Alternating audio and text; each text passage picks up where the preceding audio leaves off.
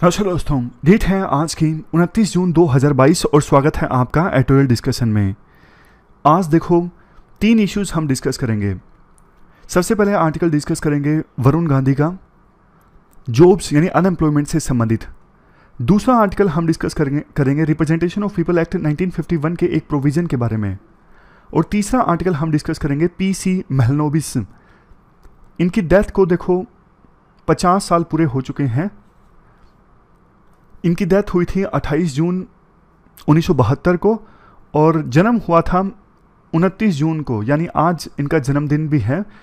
और इन्होंने देखो स्टैटिस्टिक्स की दुनिया में जो काम किया ना, उसको सम्मान देने के लिए इनके जन्म दिवस को नेशनल स्टैटिस्टिक्स डे के रूप में ऑब्जर्व किया जाता है।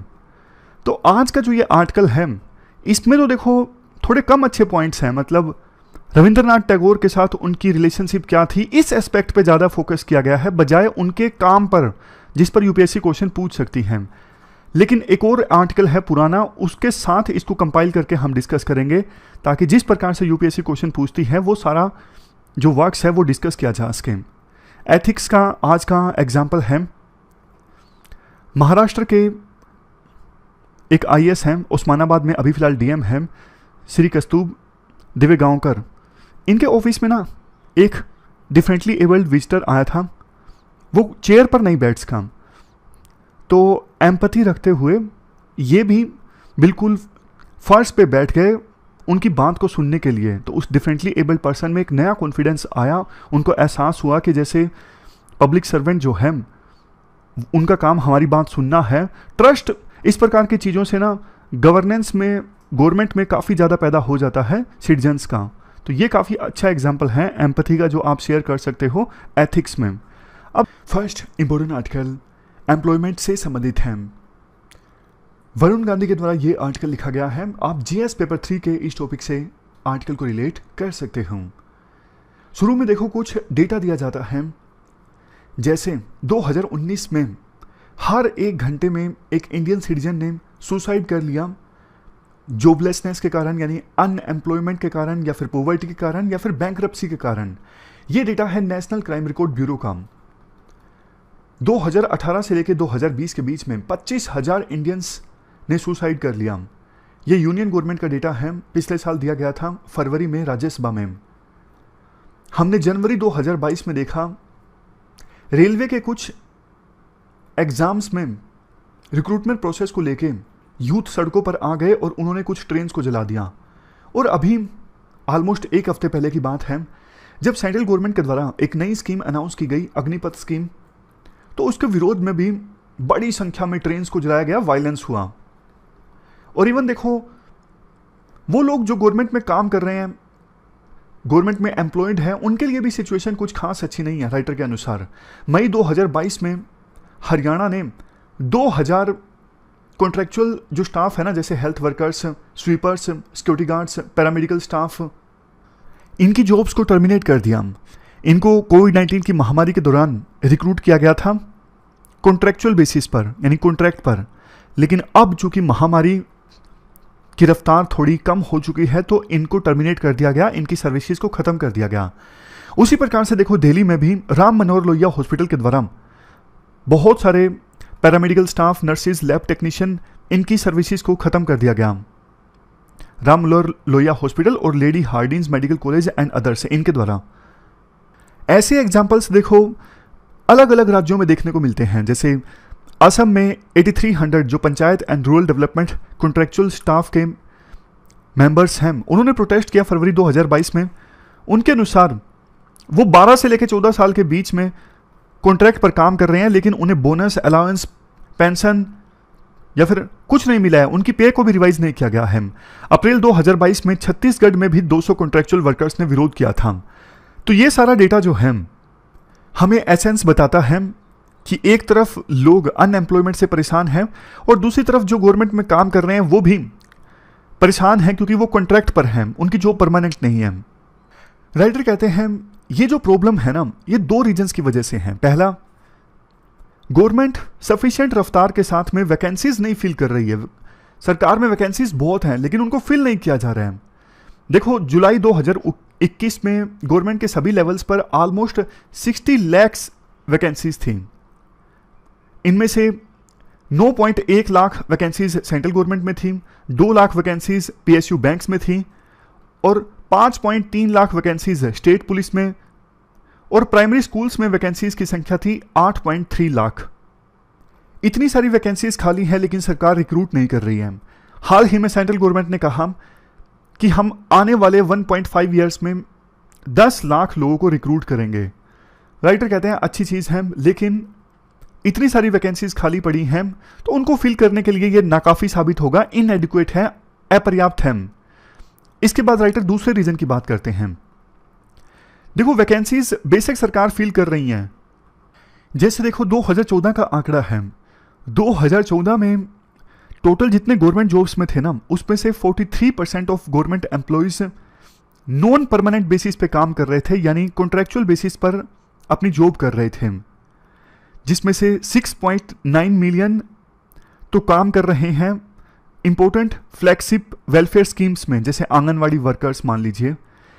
इनमें से बहुत सारे वर्कर्स ऐसे हैं जो मिनिमम वेजेस से भी कम वेजेस पर काम करते हैं, उनको कोई सोशल सिक्योरिटी कवर नहीं मिलता, इंश्योरेंस या फिर बाकी परमानेंट एम्प्लॉयज़ को जो गवर्नमेंट प्रिविलेजेस देती हैं, कुछ बेनिफिट्स देती हैं, वो सब नहीं मिलते इन वर्कर्स को।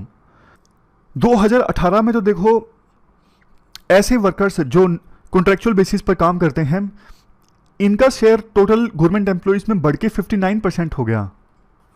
Even central public sector enterprises में भी वो वर्कर्स जो कॉन्ट्रैक्चुअल बेसिस पर काम करते हैं, मार्च 2020 में उनका शेयर था 37%।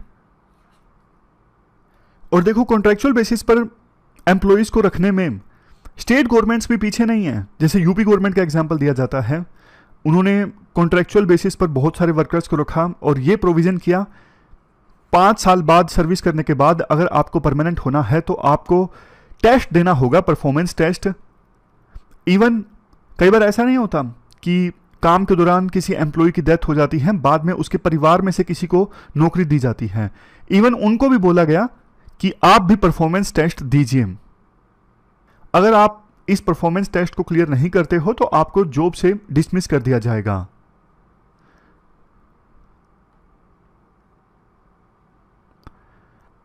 अगर सरकार ज्यादा पब्लिक एम्प्लॉयज को रखती है तो इसका देखो मल्टीप्लायर इफेक्ट देखने को मिलता है। एम्प्लॉयज को ज्यादा सैलरी मिलेगी तो वो ज्यादा खर्च भी करेंगे, खर्च करेंगे तो डिमांड जनरेट होगी, डिमांड जनरेट होगी तो उसको प्रोड्यूस करने के लिए नई नई फैक्ट्रियां लगेगी, मतलब इकोनॉमी बूस्ट होगी, ऐसा राइटर बोलना चाहते हैं। ये तो हुई देखो गवर्नमेंट जॉब की बात। इसके बाद राइटर दूसरे सेक्टर्स में जॉब अपॉर्चुनिटीज की बात करते हैं, जैसे renewable power generation.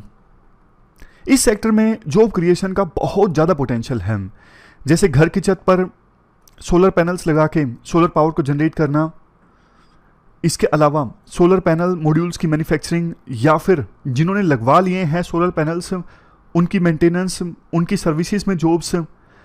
Waste management, solid waste management एक बहुत इंपॉर्टेंट सेक्टर है जहां पे ज़्यादा जॉब्स जनरेट होने की संभावनाएं हैं। वेस्ट वाटर की ट्रीटमेंट, इसके बाद फीकल स्लज ट्रीटमेंट, यानी जो ह्यूमन वेस्ट होता है उसका ट्रीटमेंट। ऐसे ऐसे सेक्टर्स हैं जिसमें देखो जॉब अपॉर्चुनिटीज काफ़ी ज़्यादा हैं।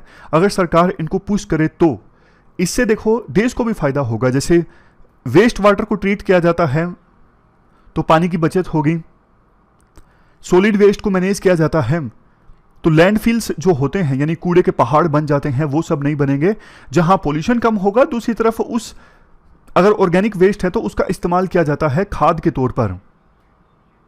नेक्स्ट, इलेक्ट्रिक व्हीकल्स का आगे देखो आने वाले समय में बहुत स्कोप है, तो इस सेक्टर में काफ़ी जॉब पैदा होने की संभावना है। इन जॉब्स को राइटर नाम देते हैं ग्रीन जॉब्स। अर्बन फार्मिंग को एनकरेज करने की बात राइटर करते हैं, जैसे गार्डनिंग है, नर्सरी मैनेजमेंट है, पौधों को मैनेज करना, बागबानी, इनमें काफ़ी जॉब पोटेंशियल है। लास्ट में देखो राइटर 2 बातें करते हैं। पहली चीज़, एक तो पीएसयूज को आप ऑटोनॉमी दीजिए। पीएसयू जो पब्लिक सेक्टर यूनिट्स है ना, उन पर आपका कंट्रोल हो सकता है एक सब्सिडरी कंपनी के थ्रू, लेकिन उनको काम करने की ऑटोनॉमी दीजिए ताकि वो बड़े हो सकें। जैसे चाइना के पीएसयूज ना बहुत बड़े बड़े हैं, लेकिन इंडिया के पीएसयूज रिलेटिवली छोटे हैं क्योंकि सरकार की इंटरफेरेंस पीएसयूज में काफ़ी ज़्यादा रहती है। दूसरी चीज़, आप ना गवर्नमेंट जॉब्स को ना स्ट्रीमलाइन कीजिए, जैसे डॉक्टर्स, पुलिसमैन, एजुकेशन, इनकी आवश्यकता है देश को पब्लिक गुड्स के लिए, लेकिन डेटा एंट्री क्लर्क्स, इनकी जॉब्स की आज के समय में रिलेटिवली जरूरत कम हो गई है क्योंकि टेक्नोलॉजी काफ़ी ज़्यादा हो गई है। तो हमें ना सिविल सर्विसेज की आवश्यकता है। सिविल सर्विसेज मतलब सिर्फ आईएएस आईपीएस नहीं, मतलब गवर्नमेंट जॉब्स की आवश्यकता है, लेकिन नए एज के अनुसार आज की टेक्नोलॉजी को देखते हुए हमें उसी प्रकार से सिविल सर्विसेज की आवश्यकता है जो देश को आगे ले जा सके, जिनमें पब्लिक ईथोस हो। तो ये पूरा आर्टिकल हमने डिस्कस किया वरुण गांधी का जॉब्स से संबंधित। अब चलते हैं आगे। इसके बाद next article representation of people act के एक प्रोविजन से संबंधित है। आप जीएस पेपर सेकंड के इस टॉपिक से आर्टिकल को रिलेट कर सकते हो। देखो, जब लेजिस्लेटिव काउंसिल के मेंबर्स के इलेक्शन होते हैं ना, तो उसमें लेजिस्लेटिव असेंबली के मेंबर्स पार्टिसिपेट करते हैं। सिंपल भाषा में बोलूं, जैसे महाराष्ट्र में और कुछ अन्य राज्यों में भी बाय कैमरल लेजिस्लेचर्स होते हैं। एक होती है लेजिस्लेटिव असेंबली जिसके मेंबर्स होते हैं एमएलए, और दूसरी होती है लेजिस्लेटिव काउंसिल। अब लेजिस्लेटिव काउंसिल के मेंबर्स के इलेक्शंस में ना एमएलएस पार्टिसिपेट करते हैं। महाराष्ट्र में क्या हुआ, जब अभी लेजिस्लेटिव काउंसिल के मेंबर्स का इलेक्शन होना था ना, तो फिर महाराष्ट्र लेजिस्लेटिव असेंबली के 2 मेंबर्स अनिल देशमुख और नवाब मलिक, ये जेल में बंद हैं। इन्होंने ना कोर्ट में गुहार लगाई कि हमें बाहर आने दीजिए ताकि हम एज ए एमएलए पार्टिसिपेट कर सकें लेजिस्लेटिव काउंसिल के मेंबर्स के इलेक्शन में। शुरुआत में ये गए prevention of money laundering act के स्पेशल जज के पास, उसके बाद ये गए बॉम्बे हाई कोर्ट में, और उसके बाद फाइनली सुप्रीम कोर्ट भी पहुंचे। लेकिन सभी जगहों पर इनको निराशा हाथ लगी, यानी सभी जजेस ने इनको मना कर दिया कि आप जेल में बंद हैं, आप अपने वोट का इस्तेमाल नहीं कर सकते, यानी लेजिस्लेटिव काउंसिल के मेंबर्स के इलेक्शन में पार्टिसिपेट नहीं कर सकते। जजेस ने देखो, यानी कोर्ट ने रिप्रेजेंटेशन ऑफ पीपल एक्ट 1951 के सेक्शन 62 क्लास 5 का हवाला दिया। सेक्शन 62 क्लास 5 में यह बोला गया है, प्रिजनर्स को वोट देने का अधिकार नहीं है, यानी जो जेल में बंद है ना, वो वोट नहीं दे सकते, स्पेशल वो बाहर नहीं आ सकते वोट देने के लिए। पास्ट में सुप्रीम कोर्ट ने बोला है ये प्रोविजन जो है वो जरूरी है ताकि इलेक्शंस में वो लोग पार्टिसिपेट ना कर सके जिनका क्रिमिनल बैकग्राउंड है, क्योंकि किसी ना किसी क्राइम की वजह से ही तो वो जेल में बंद है ना। तो अगर वो इलेक्शंस में पार्टिसिपेट करेंगे तो मतलब इलेक्शंस की जो इंटीग्रिटी है वो प्रभावित हो सकती है। लेकिन देखो, राइटर ये बोलते हैं ऐसा करने से बहुत सारे लोग जिन पे अभी केस चल रहा है, वो अंडर ट्रायल हैं, अभी उनका कन्विक्शन नहीं हुआ है, वो भी अपने वोट देने के अधिकार से वंचित रह जाते हैं। आगे ऐसा भी तो हो सकता है ना कि वो रिहा हो जाएं, मतलब बाइज्जत बरी हो जाएं, उन पर आरोप सिद्धि ना हो, मतलब वो निर्दोष थे, लेकिन चूंकि वो जेल में बंद है उनको वोट नहीं देने दिया जाता रिप्रेजेंटेशन ऑफ पीपल एक्ट 1951 के इस सेक्शन के अकॉर्डिंग। तो ये इनजस्टिस है राइटर के अकॉर्डिंग। राइटर कहते हैं हमारे देश में देखो टोटल 5 लाख प्रिजनर्स हैं, जिसमें से 75% तो अंडर ट्रायल प्रिजनर्स हैं। अब सिचुएशन ये है, मान लीजिए किसी पर्सन ने ना अपना कर्ज नहीं चुकाया है, तो इस ऑफेंस के कारण सिविल प्रिजन में वो बंद है, वो वोट नहीं दे सकता। उसका क्राइम सिर्फ इतना है कि उसने कर्ज नहीं चुकाया या फिर नहीं चुका पाया है वो। लेकिन दूसरी तरफ किसके ऊपर ना मर्डर का आरोप है या फिर रेप का आरोप है, बट उसे बेल मिल गई है, वो जेल से बाहर है, बट वो पार्टिसिपेट कर सकता है वोटिंग से, क्योंकि ये सेक्शन 62 क्लास 5 तो सिर्फ उन्हीं को रोकता है ना जो जेल में बंद हैं। बेशक कोई अपना कर्ज नहीं चुका पाया, वो जेल में बंद है, वो वोट नहीं दे सकेगा, लेकिन कोई बेल पे बाहर आ गया है, रेप का आरोपी, मर्डर का आरोपी, वो बेशक इलेक्शंस में पार्टिसिपेट कर सकता है।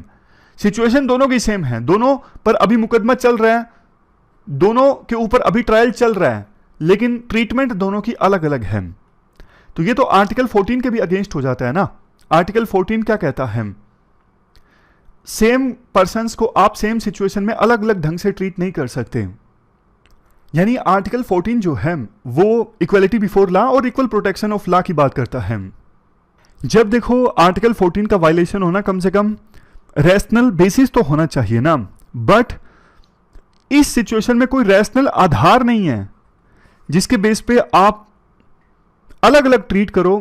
वो लोग जिनको बेल मिल गई है बट उन पे मुकदमा चल रहा है, और वो लोग जिनको बेल नहीं मिली है वो जेल के अंदर बंद है, दोनों को अलग अलग ढंग से कैसे ट्रीट आप कर सकते हो। दूसरे देशों की बात करें, जैसे यूके में क्या होता है, यूके में क्या होता है कि सिर्फ वो कन्विक्ट्स जिनको सजा हुई है जैसे 4 या फिर 4 से अधिक सालों की, वो पार्टिसिपेट नहीं कर सकते वोटिंग में। जर्मनी में कुछ पॉलिटिकल ऑफेंसेस में जो लोग कन्विक्ट ठहराए जाते हैं ना, उनको वोट देने का अधिकार नहीं होता। पहले ना कनाडा में भी हमारे जैसी सिचुएशन हुआ करती थी, सभी प्रिजनर्स को वोट देने का अधिकार नहीं हुआ करता था, लेकिन कॉन्स्टिट्यूशनल कोर्ट्स ने इंटरवीन किया, कहा कि ये पूरी तरह से आर्बिट्ररी है, डिसप्रोपोर्शनेट है। अब इंडिया में भी देखो कोर्ट्स को इंटरवेन करना चाहिए। अच्छी बात यह है, सुप्रीम कोर्ट ने जब नवाब मलिक और अनिल देशमुख की पिटीशन को सुना ना, तो सुप्रीम कोर्ट ने उनके पिटीशन को तो रिजेक्ट कर दिया, लेकिन यह कहा कि हम इस प्रोविजन की कॉन्स्टिट्यूशनैलिटी को रिकंसिडर करने के लिए तैयार हैं, यानी इस प्रोविजन के बारे में हियरिंग के लिए तैयार हैं, ये प्रोविजन कॉन्स्टिट्यूशनल है या नहीं है, ठीक है या नहीं है। अब देखो ये मामला हाईफाई था, विधायक इन्वॉल्व थे, वो अपने वोटिंग राइट्स की बात कर रहे थे, तब सुप्रीम कोर्ट ने इसे थोड़ा सीरियसली लिया। अदरवाइज हमारे देश में कितने इलेक्शंस होते रहते हैं, प्रिजनर्स जेल में बंद हैं, वो कभी इलेक्शंस में वोट नहीं कर पाते। बात देखो ये नहीं है कि वोट किसका है, एमएलए का है या फिर आम वोटर का है, बात यह है कि प्रोविजन कॉन्स्टिट्यूशनल है या फिर नहीं है। तो अब समय आ गया है कि इस प्रोविजन को री इंटरप्रेट किया जाए। इसमें जो वर्ड है ना कन्फाइनमेंट, यानी जो जेल में बंद हैं, ये वर्ड गलत है इसमें। तो इसकी वजह से तो सिर्फ जो जेल में बंद है ना, उन्हीं को वोट देने का अधिकार नहीं होता। बेशक बेल पे कोई बाहर आओ तो उसे तो मिल जाएगा अधिकार। तो यूके जैसा प्रोविजन हम भी फॉलो कर सकते हैं कि वो क्रिमिनल्स जिनको एक निश्चित साल की सजा मिली है, फॉर एग्जाम्पल 4 या फिर 4 से अधिक साल की, उनको वंचित रखा जा सकता है वोट देने से। तो ये पूरा आर्टिकल हमने डिस्कस किया, चलते हैं आगे। नेक्स्ट आर्टिकल पीसी महलनोबिस के बारे में है। आप जीएस पेपर 2 के इस टॉपिक से आर्टिकल को रिलेट कर सकते हो। 1943 में बंगाल में एक बहुत ही भयंकर अकाल यानी फेमीन आया था। फूड ग्रेन्स की बहुत ज़्यादा कमी हो गई थी और इसकी वजह से ऑलमोस्ट 20 से लेकर 30 लाख लोगों की डेथ हो गई थी। अमर्त्य सेन की एक बुक है पॉवर्टी एंड फेमीन्स। इस बुक में अमर्त्य सेन बताते हैं उस समय सेकेंड वर्ल्ड वार चल रहा था, लोग जमाखोरी कर रहे थे, महंगाई काफ़ी ज़्यादा बढ़ गई थी और फूड ग्रेन का डिस्ट्रीब्यूशन काफ़ी ज़्यादा पुअर था। मतलब ऐसा नहीं कि पूरे इंडिया में अनाज की कमी हो गई थी, कहीं कहीं पर अनाज उपलब्ध भी था, वो समय पर बंगाल के एरिया में पहुंच नहीं सका। तो ये सब रीजन्स रिस्पॉन्सिबल हैं जिसकी वजह से 20 से 30 लाख लोगों की डेथ हो गई। इसके अलावा मधुश्री मुखर्जी, इन्होंने 2010 में अपनी एक बुक लिखी। इस बुक में इन्होंने उस समय ब्रिटेन के जो प्रधानमंत्री थे विंस्टन चर्चिल और उनकी कैबिनेट को दोषी ठहराया, जिसकी वजह से बंगाल में ये फेमीन आया। चर्चिल ने समय रहते बंगाल के लोगों को फूड ग्रेन नहीं पहुंचने दिया और कहा यह भी जाता है कि चर्चिल इंडिया के लोगों से, उनके धर्म को नफरत करते थे, इस वजह से उन्होंने बंगाल के लोगों तक समय रहते कोई राहत नहीं पहुंचने दी। उस समय देखो पीसी महलनोबिस ने एक सर्वे कंडक्ट किया था उन एरियाज में, बंगाल के वो एरियाज जो फेमीन की वजह से सबसे ज़्यादा प्रभावित हुए थे, उन एरियाज में पीसी महलनोबिस के द्वारा सर्वे कंडक्ट किया गया था, ये पता लगाया जा सके कि ये जो डिजास्टर है फेमीन की, इसका एक्सटेंट क्या है, कितने लोग प्रभावित हुए हैं, ये सब चीज़ें पता लगाने के लिए। बाद में जो कुछ फाइंड आउट किया अपने इस सर्वे की सहायता से पीसी महलनोबिस ने, वो फाइंडिंग पब्लिश हुई संख्या, जो कि एक जर्नल था उसके आर्टिकल में, और बाद में एक और आर्टिकल पब्लिश हुआ एशियाटिक रिव्यू में। इन दोनों आर्टिकल्स में पीसी महलनोबिस ने अपनी फाइंडिंग्स को बताया। ये दोनों आर्टिकल्स 1946 में पब्लिश हुए। सर्वे में देखो बहुत इंपॉर्टेंट डिटेल्स निकल के आई। जो फैमिलीज प्रभावित हुई इस फेमीन की वजह से, उनमें से 1/4 यानी ऑलमोस्ट 15 लाख फैमिलीज ऐसी थीं जिन्होंने फेमीन से पहले अपने राइस लैंड को या तो पूरा बेच दिया था या फिर अपने राइस लैंड का एक हिस्सा बेच दिया था या फिर अपने राइस लैंड को गिरवी रख दिया था। सर्वे में यह भी बताया गया कि 4 मिलियन यानी 40 लाख लोग ऐसे थे जिनकी इकोनॉमिक सिचुएशन फेमीन के दौरान बहुत ज़्यादा खराब हो गई, जबकि देखो 85% लोग ऐसे थे जिन्होंने अपना स्टेटस को मेंटेन करा, मतलब जैसे वो पहले थे वैसे ही फेमीन के बाद में रहे, फेमीन का उन पर कोई खास असर नहीं हुआ। तो ये डेटा देखो काफ़ी ज़्यादा इंपॉर्टेंट था बाद में आज़ादी के बाद पॉलिसीज को इंप्रूव करने के लिए, ताकि फर्दर इस प्रकार का कोई फेमीन ना आए।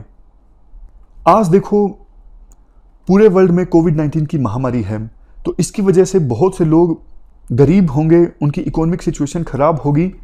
तो हमारे पास प्रॉपर डेटा होना चाहिए ताकि सरकार उस डेटा की सहायता से इफेक्टिव पॉलिसीज बना सकें और ऐसी किसी प्रकार की डिजास्टर को अवॉइड किया जा सके।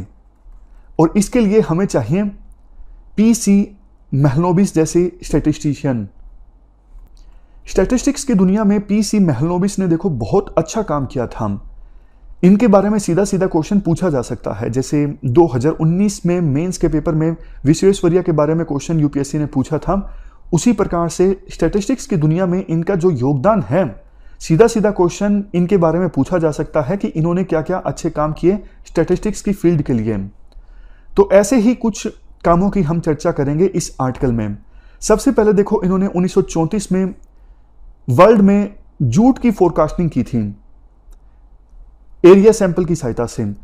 उसके बाद नेशनल सैंपल सर्वे 1950 और सेंट्रल स्टैटिस्टिकल ऑर्गेनाइजेशन 1951, इन दोनों को इस्टेब्लिश करने में इंपॉर्टेंट रोल प्ले किया गया पीसी महलनोबिस के द्वारा। और देखो लार्ज स्केल जो सैंपल सर्वेज कंडक्ट किए गए पीसी महलनोबिस के द्वारा, उन्होंने इसको नाम दिया statistical engineering rather than pure theory of sampling. उन्होंने कहा ये large scale sample survey conduct करना ये सिर्फ थ्योरी ऑफ सैंपलिंग का काम नहीं है, ये एक अलग से इंजीनियरिंग है, स्टैटिस्टिकल इंजीनियरिंग। इसके बाद आर्टिकल में कहा जाता है, देखो महलनोबिस डेटा की एक्यूरेसी के बारे में काफी ज्यादा कंसर्न थे, क्योंकि वो फिजिसिस्ट थे ट्रेनिंग के हिसाब से, स्टैटिस्टिशियन थे बाय इंस्टिंक्ट और सबसे लास्ट में इकोनॉमिस्ट थे बाय कन्विक्शन। तो अपने करियर के शुरुआती दिनों में उन्हें जो फिजिक्स में ट्रेनिंग हासिल हुई थी, इसकी बदौलत वो बहुत ज़्यादा कंसर्न थे मेजरमेंट और ऑब्जर्वेशन में एरर्स के प्रति। तो जब उन्होंने बाद में as a statistician sample survey conduct करना स्टार्ट किया, तब वो एरर्स पर काफ़ी ज़्यादा ध्यान देते थे। इससे सर्वेज में एक्यूरेसी काफ़ी ज़्यादा आती थी। और इसके लिए उन्होंने कौटिल्य के अर्थशास्त्र से काफ़ी कुछ सीखा। देखो कौटिल्य ने अर्थशास्त्र में लिखा हुआ है कि जब कोई सर्वे कंडक्ट किया जाए तो उसको क्रॉस चेक करना जरूरी है डेटा को इंडिपेंडेंट सेट ऑफ एजेंट्स की सहायता से। तो होता क्या था, उस समय मोरियंस का रूल था, तो सब सर्वे कंडक्ट जब होता था तो कुछ जासूस जो हैं वो हाउस होल्ड बन जाते थे, ताकि पता लगाया जा सके कि सर्वेयर्स के द्वारा जो डेटा इकट्ठा किया जा रहा है वो किस सीरियसनेस के साथ किया जा रहा है। उसी प्रकार से महलनोबिस ने भी इंडिपेंडेंट सुपरवाइजरी स्टाफ का सहारा लिया, ये पता लगाने के लिए कि सर्वेयर्स के द्वारा जो डेटा इकट्ठा किया जा रहा है उसमें क्या एक्यूरेसी है। तो इसकी बदौलत काफ़ी अच्छा डेटा महलनोबिस इकट्ठा कर पाते थे, एक्यूरेसी काफ़ी ज़्यादा होती थी। इसके बाद लास्ट में देखो ये कहा जाता है, अगर आज पीसी महलनोबिस जिंदा होते तो उन्हें भी सर्वे कंडक्ट करने में काफ़ी ज़्यादा डिफ़िकल्टीज़ का सामना करना पड़ता। एक तो देखो आपको पता है सिटीजनशिप अमेंडमेंट एक्ट के अगेंस्ट प्रोटेस्ट, एनआरसी, इन सब कंट्रोवर्सीज के कारण अब घर घर जाकर डेटा इकट्ठा करना पहले के अपेक्षा कर थोड़ा मुश्किल है, लेकिन ज़्यादा जो डिफ़िकल्टी है डेटा इकट्ठा करने में वो अब कोविड-19 के कारण है। तो अगर आज पीसी महलनोबिस जिंदा होते तो वो कौन सा रास्ता अपनाते? क्या वो सर्वेयर्स को भेजते मास्क पहन के, सैनिटाइजर देकर कि आप डेटा इकट्ठा करके आइए, या फिर PC Mahalanobis crop cutting concentric circles का सहारा लेते डेटा इकट्ठा करने के लिए, या फिर इन्वेस्टिगेटर्स को भेजते सोशो इकोनॉमिक सर्वे कंडक्ट करने के लिए। देखो, ये तो सिर्फ एक हाइपोथेटिकल सिचुएशन है, लेकिन हाँ इतना जरूर है कि जब बंगाल में फेमिन आया था तो उस समय मलेरिया भी काफ़ी ज़्यादा बढ़ गया था। उस समय भी सर्वे में बहुत सी दिक्कतें आई थीं।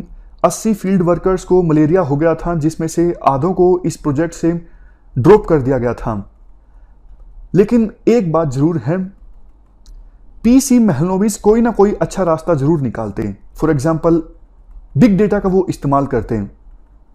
पीसी महलनोबिस कभी भी टेक्नोलॉजी का इस्तेमाल करने से कतराए नहीं।